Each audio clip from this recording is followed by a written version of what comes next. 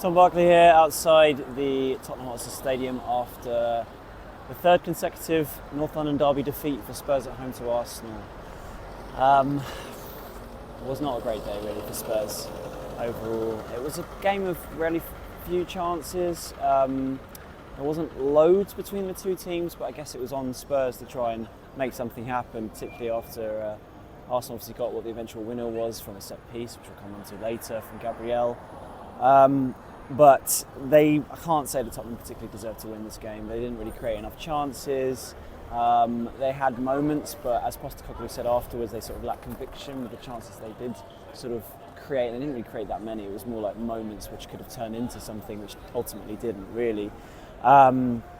It's quite a physical game in the first half, albeit I do feel like the new rules mean there were more yellow cards are being dished out for things like dissent and things like stopping free kicks from being happening, which is we saw again today. I saw a few Spurs fans suggesting that Jurgen Timber should have got a second yellow card from the same incident, really, where he obviously went in high on Porro and then got into a bit of argy-bargy with Vicario. He did get booked from that incident, but for me, I don't even know sure it was that much of a foul, to be honest. Yes, he went in high, but it was a pretty solid tackle for me. So I don't personally think he should have got a red card for that, but I can see why they maybe think that.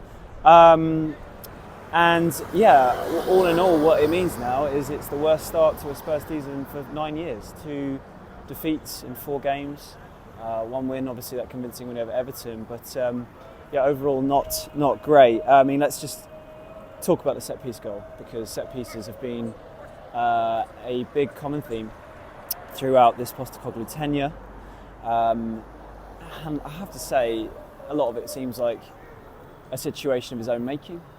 Last season we had that little run where they were conceding goals, and including the Arsenal game where they lost 3-2 and 2 of the goals came from set pieces, but he was asked about it when the record wasn't great, but it wasn't terrible, and essentially dismissed it, the importance of it, saying he's not interested, never will be. Talked about when he creates success here, it won't be down to set pieces, and that's all well and good, but you've got to back it up by not conceding them. But also, I don't know, just clearly when you only have to look at Arsenal, and that must be painful for Spurs fans to see how important they can be. I mean, they brought in a set-piece coach called Nicolas Jauvert back in 2021, and since then they've scored 42 goals from set pieces, which is the most in the top 5 leagues in Europe. So that only goes to show how good an addition he's been, how important he's been. Obviously Spurs haven't brought in one. They have brought in Nick Montgomery this summer, the old Sheffield United player, on the coaching staff, and it does seem like he has had a big impact on set pieces, and until today they've actually been pretty good on them. I don't think they've conceded from them this season. They obviously scored through Christian Romero against Everton, but the goal itself, it must be so frustrating. I mean, Romero, to be honest, switches off, or he just shrugged off it way too easily by Gabriel, who then fires home a bullet header from a Saka corner from about 6 yards, and that will be, a classic phrase of football. It will be very disappointing for Spurs to handle, and Postecoglou. And we had his press conference afterwards. Obviously, set piece question marks came up, and he did sort of get a bit irked by it, as he can be, particularly in post-match interviews, and particularly over this subject where he called it his burden.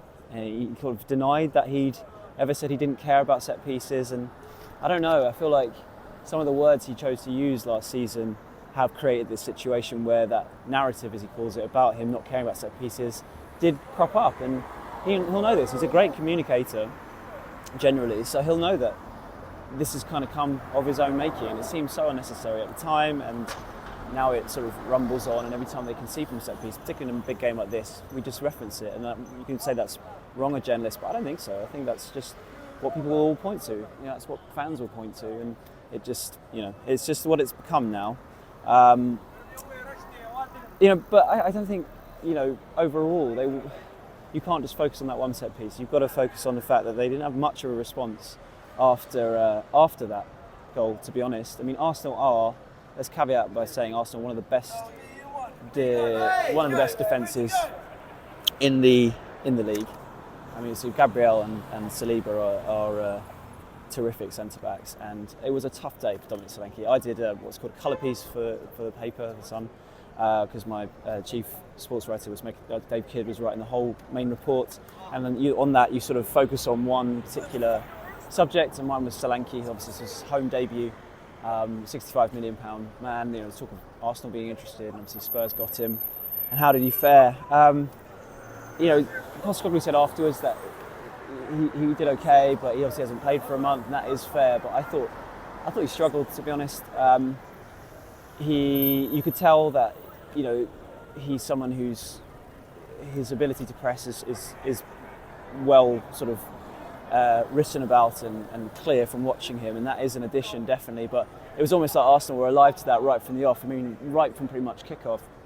There was a long ball that he was after that Gabriel just came in and blocked him, and that sort of summed it up really. He kind of got swamped by those two excellent centre-backs throughout the game, and really his only half chance, apart from a really good looping header which was unlucky to go wide, was that moment where this pressing system, which Postecoglou does think his side is the best in the league, or up there with the best in the league at doing, proved to be the case when Son nicked possession, and it fell to Solanke sort of around the edge of the box. Had a great moment to try and create something, but he just sort of dilly-dallied too long, took too long to get it out of his feet, and then that allowed Saliba to come in and make a great sort of interception. But that was his sort of one half chance. And I know it's harsh to sort of compare him to Harry Kane, because who else? There is no one else like Harry Kane. He scored a hat-trick this weekend for Bayern Munich.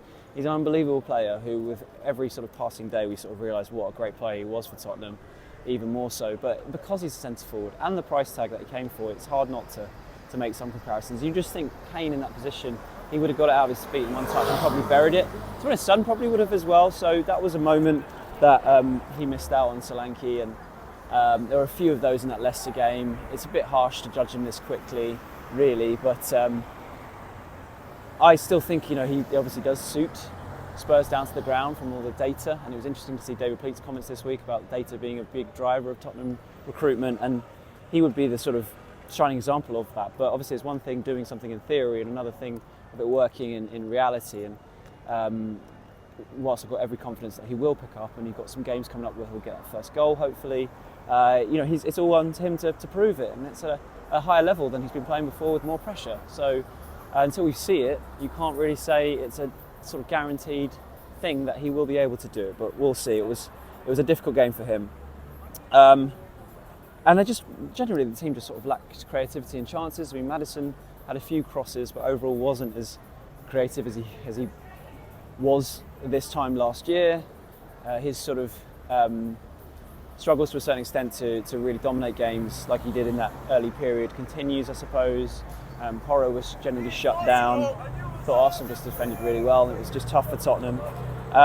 Even though Ange went sort of full Ange with Kulusevski and Maddison starting, which was interesting with the Bentancur behind. Obviously, Bissouma did miss out in the end after all that.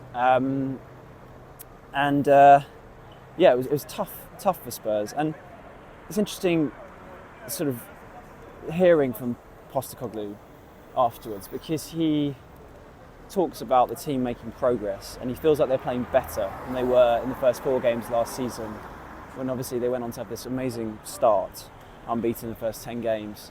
And I think a lot of fans are sort of looking and going, really, I'm not sure it's quite as...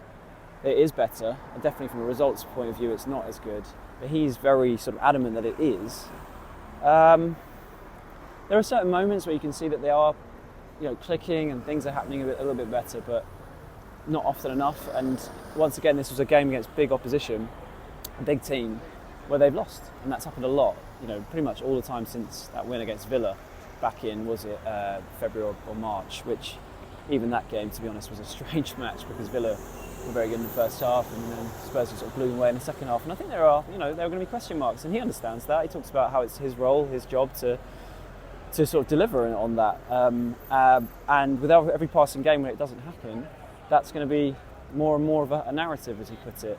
And it feels like going into this week with Coventry away, it's becoming quite important. Coventry away is a tough fixture in the League Cup. They are a good team at that level with a very canny manager who's been there for a long time. He's improved their abilities in the FA Cup. It's a game that every week Spurs fans will be expecting to win and be desperate to win after how long it's been since they won last won a trophy, and if that goes badly, then you do worry.